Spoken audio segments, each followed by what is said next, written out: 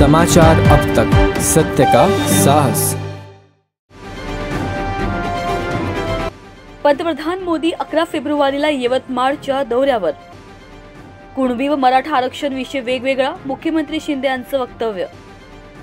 अंबाबाई तीर्थक्षेत्राचा विकास करणार, मुख्यमंत्री एकनाथ शिंदे यांचं मोठं विधान। गोवा राज्यातील 8000 मतदार लोकसभेसाठी पोस्टाने करणार मतदान।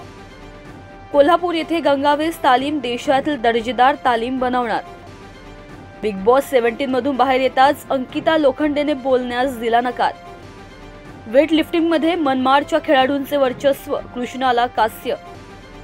नाशिकमध्ये मालेगाव नांदगाव रस्त्यावर ट्रॅव्हल्स बस आगीत खाक। कर्नाटक येथे ध्वजस्तंभ हटवल्याने मंड्या तालुक्यात तणाव।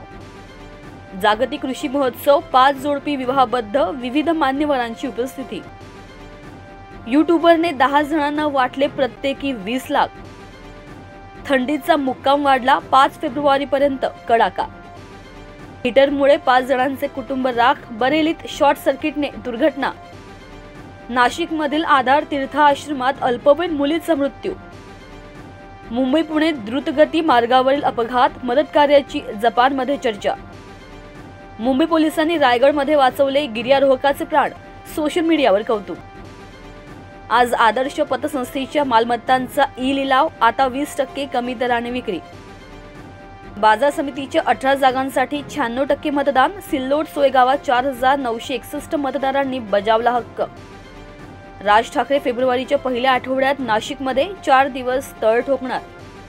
तहसील कार्यालयाच्या वाहनाने घेतला अचानक पेट, जिंतूर तहसील कार्यालयासमोरील घटना। नव्या कायद्यानुसार पहिलं सर्टिफिकेट मिळाल्यास विजयी सभा घेणार, जरांगे पाटील यांचं मोठं वक्तव्य। आरक्षणाबाबतचा अध्यादेश रद्द करा, अधिवक्ता संजय शिरसाट यांची सरकारकडे मागणी। उत्तर भारतात शीतलहर, दिल्लीत दाट धुक्यांमुळे रेल्वे विमानसेवेवर परिणाम। तुपानंतर आता भिवंडीत बनावट जिऱ्याचा कारखाना, पोलिसांनी केला सील। रवींद्र वायकर यांची आज ईडीकडून पुन्हा चौकशी। राष्ट्रवादी आमदार अपात्र प्रकरणी निकाल लांबला, एससी कडून विधानसभा अध्यक्षांना मुदतवाढ।